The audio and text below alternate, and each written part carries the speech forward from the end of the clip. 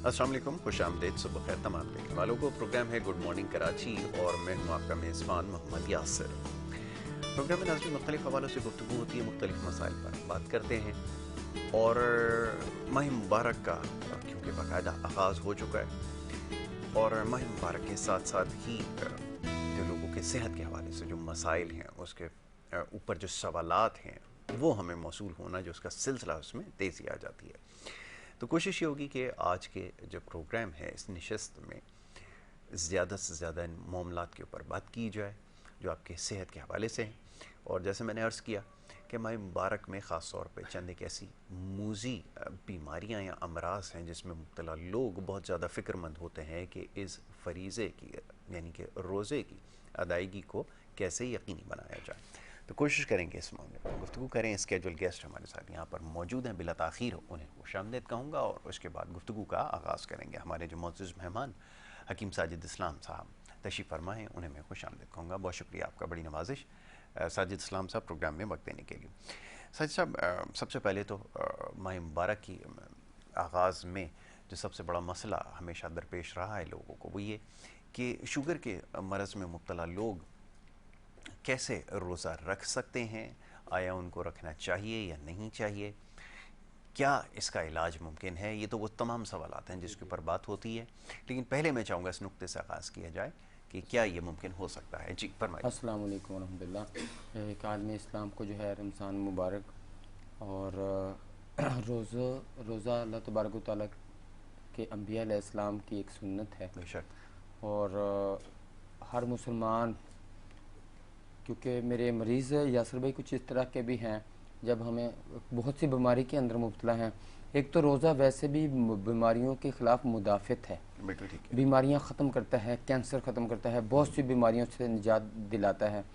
और इस चीज़ को तो हमारी जदीद साइंसी तहकीकात के अंदर भी मान लिया गया है कि रोज़ा बीमारियों के ख़िलाफ़ एक बहुत बड़ा क्या है, हमारा हथियार है। तो अभी बहुत से लोग ऐसे भी हैं जो नहीं रख सकते और शरई तौर पे भी उनको छूट है। वो ऐसे लोग ऐसा है कि वो उसकी जगह पे अपना फिदिया अदा करेंगे, देंगे आगे पे रोज़े का जो मतलब के बनता है वो आगे किसी को रोज़ा रखवाएंगे। तो शुगर का मरीज़ मैं समझता हूँ अल्लाह के फजल करम से शुगर का मरीज़ रोज़ा रख सकता है। ठीक है, वो शुगर का हमारी जो मेडिसिन है, मैं अपनी मेडिसिन को इसमें आपके साथ चला के चलूँगा कि एक तो रोज़े के बीच में आपको एहतियात क्या करनी चाहिए मैं मरीज़ों को बताऊंगा। वो मरीज़ शुगर के हों या शुगर के अलावा, सब मरीज़ इस चीज़ को फॉलो करें तो इंशाल्लाह बेहतर होगा। एक तो सहरी जो है वो अच्छे तरीके से की जाए, जिसके अंदर आपको टोटल्स जो है वो calcium, protein, fibre, carbohydrate, vitamin हर चीज़ मिलें। मिसाल के तौर पे हमने जो अपना खजूर जो रोज़ा खोलते हुए हमने इस्तेमाल करनी है, सुन्नत भी है, अल्लाह के नबी वसल्लम की सुन्नत भी है कि रोज़ा कुछ खा पी के ही खोलें। मतलब कि खजूर या पानी या फिर नमक के चखने का भी हुक्म आता है बास जगह के ऊपर। इसी तरह दूसरी बात यह है कि अगर आप सुबह सहरी कर रहे होंगे तो उसमें खजूर जो है आपने ज़रूर रखनी है, इफ्तारी के जिस तरह इफ्तारी में रखते हैं। ख़ासतौर पर मरीज़ जो हैं उनमें अंडे की सफ़ेदी उन्होंने रखनी है, 1, 2, 3 खजूरें उन्होंने रखनी है।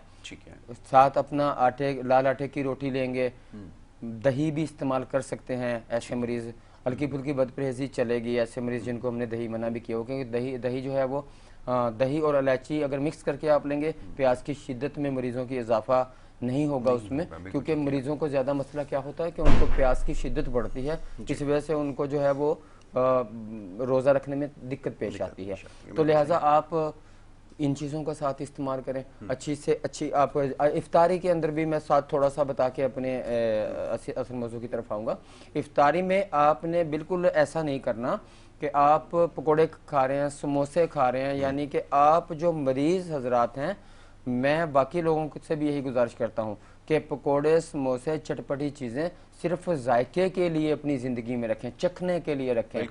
ठीक है, एक पाव खा के भी आपकी ज़ुबान का जायका पहले पकोड़े वाला ही मिलना, तो आप हल्का सा चखें। ठीक ना जी, चख लें, हर चीज़ को थोड़ा थोड़ा चख लें, आपकी ज़ुबान का जायका अच्छा हो जाए आपको उसका इफेक्ट ज्यादा ना हो, जो आपके जिस्म के अंदर इसके ऐसी चीजें खा के जो मैक्सिमम आप ऐसी कार्बोहाइड्रेट्स वाली चीजें शुगर के पेशेंट लेंगे तो उनकी शुगर बढ़ेगी।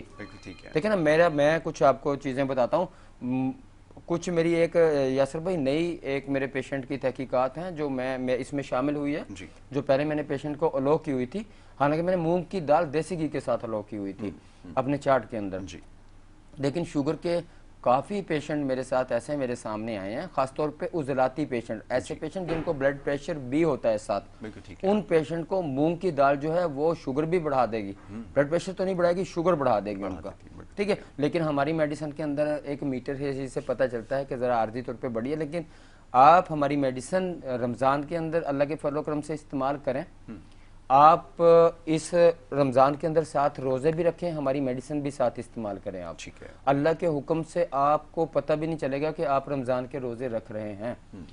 ऑलरेडी हमारे पेशेंट जो शुगर के चल रहे हैं, जिद्दत हम इस कोर्स के अंदर मजीद बेहतरी लेके आए जा रहे हैं। इतनी बेहतरीन हमने इंशाल्लाह इसकी कम्बिनेशन कर दी है कि टाइप 1 हो यासर भाई, टाइप 2 हो, या हमारी हिकमत के हिसाब से हकीकी शुगर उजलाती शुगर होती है, जैसे एसाबी शुगर होती है, हकीकी शुगर होती ही एसाबी शुगर है, और उजलाती शुगर हो या गुद्दी शुगर हो। मैं हमेशा एक बात नाजरीन को यासर भाई के प्रोग्राम में भी बोल चुका हूँ कि हकीकी शुगर और जो उजलाती शुगर होती है या गुद्दी शुगर होती है, ये दोनों जो इकसाम है वो बहुत जल्दी क्योरेबल हैं, लेकिन हकीकी शुगर क्योरेबल थोड़ा सा लेट है। असल में शुगर होती ही हकीकी शुगर है, इसको हम एसाबी शुगर बोलते हैं। असब से होती है, पूरे आपके जिस्म के अज़ा जो हैं वो कमज़ोर हो जाते हैं, हड्डियां कमज़ोर हो जाती हैं, आपकी पट्टे कमज़ोर हो जाते हैं, दिल जो है आपका कम काम करने लगता है। इसके साथ साथ जो है आपका मैदा सही निज़ाम में काम नहीं कर रहा होता, मेटाबॉलिज्म निज़ाम आपका डिस्टर्ब हो जाता है। तो ये जो दूसरी शुगर है, और मैंने एक और भी इस शुगर के मामलात में हकीकी शुगर के साथ जब हम ब्लड प्रेशर को जोड़ते हैं, हकीकतन अगर आप कोई मेडिसिन नहीं खा रहे होते, कोई भी किसी भी कंपनी की मेडिसिन आप यूज नहीं करो, खास तौर पे फरंगी तिब की मैं बात कर रहा हूँ, अगर आप एलोपैथिक आप अगर नहीं खा रहे होते तो आपको किसी सूरत भी एक ही जगह पे शुगर और ब्लड प्रेशर नहीं मिल सकता, क्योंकि शुगर एक असबी एक अलग प्रोसेस है, और वो दूसरा जो हमारी खिलत होती है उसके अंदर जो है वो खून का जोश मारा जाता है, ब्लड का प्रेशर बढ़ता है। यहाँ पे तो जो असबी शुगर के मरीज होते हैं, हकीकी शुगर के मरीज होते हैं, वो तो साबित तौर पे आपकी हर बात को यस यस करते रहते हैं, डीले पड़ जाते हैं, गुस्सा आता है उनको लेकिन वो आपकी बात मान भी जाते हैं, गुस्सा आने के बाद वो डीले भी जल्दी पड़ जाते हैं। लेकिन शुगर का जो ब्लड प्रेशर का मरीज होगा वो तो वैसे ही बहुत जोशीला होगा, बात बात पे आप पे गुस्सा करेगा, लड़ेगा, जोश मारेगा, हाथापाई को आएगा। मतलब कि ब्लड प्रेशर और शुगर एक अलग अलग मर्ज है, लेकिन हमारे असल में सही तरह से मेडिसिन की डायग्नोस होने के बाद मेडिसिन की सिलेक्शन सही नहीं हो पाती, क्योंकि एक एलोपैथिक के हमारे मुअज़्ज़िज़ीन डॉक्टर हजरात है, वो जो उनके पास है उन्होंने वही देना है ना, कोई अलग से तो नहीं देना ना, तो उनकी भी मजबूरी है वही देंगे, क्योंकि उनकी तिब के अंदर वही अलो किया गया है। तो लिहाजा इससे नुकसानात ये होता है कि शुगर और ब्लड प्रेशर दोनों एक जगह पे इकट्ठे हो जाते हैं, जो असूलन तिब के असूल से एक जगह पे इकट्ठे नहीं होने चाहिए। इसकी वजूहत ये होती है कि जब आप ये मेडिसिन खाते हैं वो आपकी किडनी के ऊपर असर करती है, जब आपकी किडनी सही तरह से काम नहीं कर पाती और वो सर्दी खुश्की में चली जाती है, यहाँ से उसका वर्क ना होने की वजह से आपके खून के अंदर गंदे मादे मिलना शुरू हो जाते हैं, फिल्ट्रेशन गुर्दा सही नहीं कर रहा होता, सही तरह से सफाई ना होने की वजह से खून गाढ़ा होना शुरू हो जाता है, आपको ब्लड प्रेशर हो जाता है। बिल्कुल ठीक है, ठीक है, बिल्कुल ठीक है। अच्छा, अभी आपने तस्करा किया कि अदवियात के हवाले से, एहतियात थोड़ी सी और एहतियात के ऊपर चलें, थोड़ी सी और जी, थोड़ी सी और बात बता दूंगा ये एहतियात के बारे में। एहतियात के बारे में ये है कि जी एक तो निहार मुंह पानी पीना, अभी मैं हमेशा से मना करता आया हूँ, अभी रोजे आगे मैं इस सुन्नत को आपको वापस याद दिलाता हूँ। खाली पेट जैसे ही आप उठते हैं सहरी डायरेक्ट करें, या आप खजूर खा के पानी पी लें। शुगर के मरीजों को खजूर कुछ नहीं बोलती, अगर कोई मसला है तो आप शुगर खा के उसके बाद अपना शुगर का टेस्ट कर लें, आधे घंटे के बाद आपको पता चल जाएगा कि शुगर नुकसानदेह नहीं है। शुगर के मरीज गुड़ का इस्तेमाल करें, चीनी से बिल्कुल अवॉइड करें, चावल से बिल्कुल दूर रहें। चीनी, चावल, सफ़ेद आटा ठीक है, कार्बोहाइड्रेट्स यानी कि तमाम रंग बिरंगे मशरूब जो हैं, खासतौर पे कार्बोनेटेड जो केमिकल मशरूब हैं, रूह अफ़ज़ा से मतलब इस तरह के जो ऐसे मशरूब हैं जो कुदरती तरीके से जड़ी बूटियों से बने हैं, हम आपको मना नहीं करते। और वो बनाए जाएं तो शुगर आपने उसमें चीनी इस्तेमाल नहीं करना। शुगर के मरीज जो हैं गुड़ बिल्कुल इस्तेमाल कर सकते हैं, गुड़ से कोई फर्क नहीं पड़ता है। कुछ सेकंड के कुछ देर के अंदर ही इंशाल्लाह आपकी शुगर वापस अपने सेट में हो जाएगी। अगर मामूली सी 19-20 कुछ चीज़ खाने से भी बढ़ती है, मेरा ये ज़ाती अपने पेशेंट के ऊपर एक्सपीरियंस है, ठीक है। और एक बात मैं आपको और बताता चलूँ, ऐसे मरीज जो हैं वो बादी चीज़ों से भी थोड़ा परहेज़ कर लें रमज़ान के अंदर, ख़ासतौर पे आलू, अरवी, बैंगन, गोभी से, दाल चने से, माश से, दाल मूंग मैंने बोल दिया है, बड़े गोश्त से अवॉइड करने शुगर के मरीज़ या जो ऐसे कुछ वैसे भी जो मरीज़ हैं, शुगर के अलावा जो ब्लड प्रेशर वगैरह के भी मरीज़ हैं, नमक का कम से कम अपने खानों में इस्तेमाल कर दिया जाए, ठीक है। और इफ्तारी के टाइम के ऊपर एक यासर भाई अहम बात याद करवाऊंगा, आपने बिल्कुल अगर हम अपने अल्फाज में बोलते हैं ना, हबड़ दबड़ से इफ्तारी नहीं करनी है, उजलत में बहुत उजलत में ना करें। आप बिल्कुल आराम से बैठ जाएं, आप आराम से अपनी दुआ करें, दुआ करने के बाद आप आम खाने की तरह, सहरी की तरह आप इफ्तारी करें, सहरी की तरह आप इफ्तारी करें। खाना अपने उसमें रखें, आप खाना पहले खाएं, थोड़ा सा आधी रोटी खा के, जो हमारी पाकिस्तानियों की रूटीन है वो रोटी खाना जरूरी है यासर भाई, जो मर्जी खा लें लेकिन रोटी खाए बगैर हमारा पेट नहीं भरता। बल्कि ज्यादा बेहतर मुनासिब ही होगा कि आप पहले नमाज की अदायगी करें और उसके बाद फिर जो दीगर फिर बेहतर है कि फिर से आप आराम से अपना खाना खाएं। और वैसे भी शुरुआत के अंदर मरीज लोगों के लिए तो मेरी यही सजेशन है कि वो रोटी वगैरह खा के खाना खोल के थोड़ा बहुत साथ फ्रूट वगैरह का इस्तेमाल करें। पानी को मतलब कि बहुत ज़्यादा अपने मैदे के ऊपर एकदम नहीं डाल लें कि जो आपको परेशान कर दे, आपका जो है वो सर पकड़ ले और आप बिल्कुल ऐसे स्टिल होके बैठ जाएं, आप नमाज पढ़ने के काबिल भी ना रहें। और पानी का जो आप जहन में रखिएगा, जो मौसम गर्म चल रहा है ना हमारा, आपको पानी ठंडा ज़्यादा इस्तेमाल नहीं करना, बहुत नुकसानदेह है। पानी मौसम से थोड़ा सा बेहतर, मामूली सा ठंडा हो, जो आपको अंदर गर्म और सर्द नहीं टकराए। इस ऐसे एक जो मरीज होते हैं उनके अंदर वैसे ही 100 के करीब डिग्री सेंटीग्रेड होता है, और जब इमीडिएटली आप ठंडा पानी पिएंगे आपका जिगर फैट जो है सोजश में आ जाएगा, मैदा और जिगर आपका प्रॉब्लम में आ जाएगा। नॉर्मल पानी, ठंडा ज़्यादा ना हो, और मशरूबात जो हैं वो ऐसे मशरूबात हों जिनमें ताकत ज़्यादा हो। टेस्ट के साथ साथ आप जायका के साथ साथ आप उसके ये भी देखें कि इसमें कितना, दूध के अंदर आप रूह अफ़ज़ा मिला के भी यूज़ कर सकते हैं। आप इफ्तारी के टाइम के ऊपर साथ थोड़ा कुछ दही वगैरह का इस्तेमाल भी कर सकते हैं।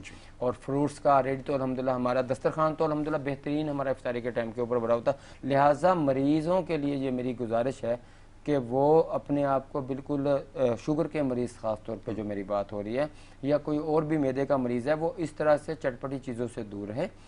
और दूसरे मेरे जितने भी मेरे मुसलमान भाई मेरी बात सुन रहे हैं, वो अपना इस चीज़ का खुद भी ख्याल रखें कि आपने रोज़ा अल्लाह की रज़ा के लिए रखा है, तो आप रोज़ा इसलिए नहीं रखते कि किसी दावत के ऊपर जा रहे हैं। लिहाजा अपने आप को सब्र तहम्मुल के साथ जो है अपना खाना वाना खाएं, इस काबिल रहें कि आप आगे तरावी भी पढ़ सकें, नमाज भी अदा कर सकें, ठीक है जी। और अभी हम अपने कोर्स की तरफ आएंगे। पूरे पाकिस्तान के अंदर से टेलीविज़न स्क्रीन के ऊपर मेरे लाइव नंबर चल रहे हैं। मैं आपकी लाइव जो है ये कॉलें जो है इनका जवाब हर जो भी हमें कॉल करेगा उनको इंशाल्लाह मिलेगा। मेरे नंबर आप अपने पास नोट कर सकते हैं। मुझे पूरे पाकिस्तान के अंदर से आप अपनी रिपोर्ट्स भेज सकते हैं, अपनी किसी भी मर्ज़ की तशखीस के बाद मेरे से पूरे पाकिस्तान के अंदर मेडिसिन मंगवा सकते हैं। शुगर का कोर्सेज के मुतालिक हमारे प्रोग्राम जो हो चुके हैं शुगर मर्ज़ के लिए, यासर भाई के साथ तो मैं बेशुमार शुगर का प्रोग्राम कर चुका हूँ। मेरा ये जो शुगर का इलाज है, किसी तरह का कोई मेरे मुआलिजीन सुन रहे हों, डॉक्टर हजरात सुन रहे हों, हमारे पास मैं डॉक्टर हजरात को ये बात बताता हूँ कि खुदारा मैं जहाँ पे एक ज़िम्मेदार चैनल के ऊपर बैठ के बात कर रहा हूँ और एक अपनी ज़िम्मेदारी से मैं ये लफ्ज़ अदा कर रहा हूँ कि शुगर का वाकई ही इलाज है। आप मैं अपने एलोपैथिक भाइयों से, अपने मोअज़्ज़िज़ीन डॉक्टर हजरात से गुजारिश करता हूँ, मेरे पास अपने पेशेंट पहले बेच के खुद से उनका चेकअप करें, HbA1c करवाएं, ठीक है जी। सी आप इससे भी अगला टेस्ट करवाएं सी पेप्टाइड, कि आपका पैंक्रियाज कहाँ तक काम कर रहा है। जैसे हम किडनी के लिए क्रेटिनाइन करवाते हैं ना, यूरिया क्रेटिनाइन का एक हमारा टेस्ट होता है, इसी तरह आपका HbA1c और सी पेप्टाइड इन टेस्टों से दोनों मिलते जुलते हैं। सी पेप्टाइड जो होता है वो जो हमारे पैंक्रियाज से निकलने वाले इंसुलिन के मालिक्यूल जो हैं उनकी काउंटिंग वो उसी से होती है, ठीक है। जितने सी पेप्टाइड बनते हैं इतने ही इंसुलिन के मालिक्यूल्स बनते हैं। तो आप अपना हर तरह से, आपके पास माशाल्लाह जदीद एक, हमें खुद से भी रिपोर्ट करवाता हूँ, आप रिपोर्ट्स अपने पेशेंट की करवा के टाइप 1 टाइप 2 आप इसके अलावा जो टाइप 2 में एग्जाम है वो यासर भाई से मैं गैस्टेशनल है, इसके अंदर इंस्पाइडस है, इसके अंदर सेंट्रल एसाबी है, इसके अंदर प्यास की ज़्यादा शिद्दत है, पेशाब का ज़्यादा आना है, ये ठीक है। क्योंकि आपको पता है कि शुगर के मरीज़ के अंदर से हर चीज़ की कमी हो जाती है। जैसे यासर भाई से प्रोग्राम से पहले भी डिस्कस हो रही थी कि कैल्शियम की कमी हो जाती है, प्रोटीन इंसान के जिस्म से, इंसान पूरा जिस्म इंसान का जो है कमजोरी की तरफ चला जाता है। वो फरवा जिस्म हो या वो नॉर्मल हो, वो जिस्म में जिसामत में हेल्दी हो या वो कमजोरी में हो, वो उन अपने अज़ा को ही बहुत ज़्यादा वीक हो जाते हैं, क्योंकि असाबी शुगर हर असद को एक कमज़ोर कर देती है। तो डॉक्टर हजरात से मेरी ये गुजारिश है कि अपने इन मरीज़ों को सेहत भी मिलेगी।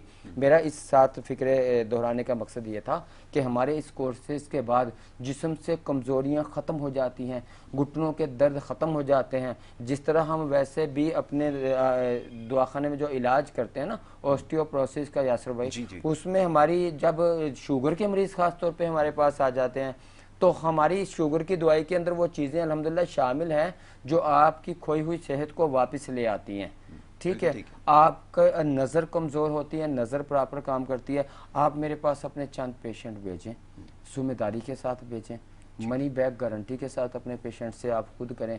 चंद पेशेंट का डॉक्टर हजरात हमसे एक तजर्बा करके देख लें।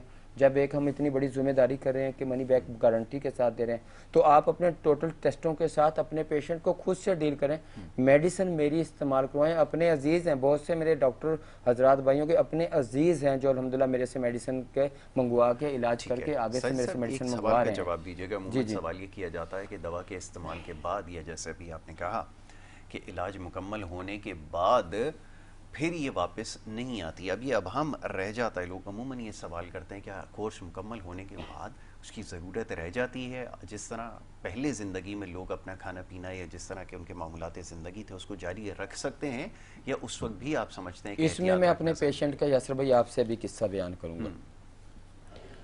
मॉनिटरिंग करते हैं अपने मरीज़ों की, जब वो शुगर के से निकल जाते हैं तो फिर हम उनके साथ मुस्तकिल हमारा राब्ता होता है। हमारा एक मॉनिटरिंग सिस्टम है जिसके अंदर हमारे इलाज के बाद जितने भी सालों से ठीक हुए लोग हैं, ख़ास तौर पे 2017 से यासर भाई मेरा ये इलाज चला था। पहला महीना था, यही डेट थी 2000, आज 2 है, एक डेट थी, चौथा महीना था, 2017 थी और मेरा एक पेशेंट ठीक हुआ था। उसके बाद मैंने इस इलाज को लॉन्च कर दिया। मेरे जितने भी मरीज आज तक अल्लाह के फलोक्रम से ठीक हुए हैं उनकी मॉनिटरिंग होती है। HbA1c जो है उनसे गुजारिश होती है 3 माह के बाद मुझे ज़रूर करवा के दें। ऐसे पेशेंट अपने की थोड़ा सा भी जब उसके साथ प्रॉब्लम चल रहा होता है ना, तो वो पेशेंट क्या करें कि वो पेशेंट अपनी शुगर चेक करें।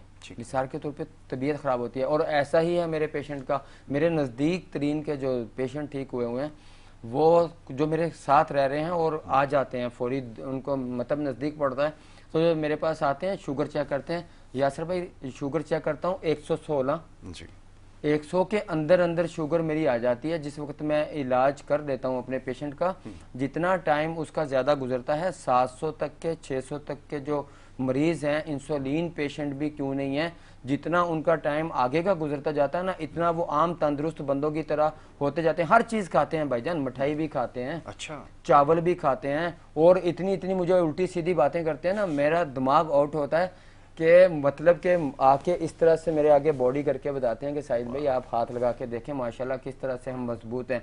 अल्लाह का ये मेरे पे एहसान है, शुक्र है, और दुआएं हैं हमारे उन मरीजों की जो हमारे पास आते हैं, और हम उनसे गुजारिश करते हैं कि हमारे मरीजों के लिए भी आप दुआ करें कि जो मुआलजीन के पास मरीज चल रहे हैं अल्लाह सबको शिफाए कामला अजला अता फरमाए।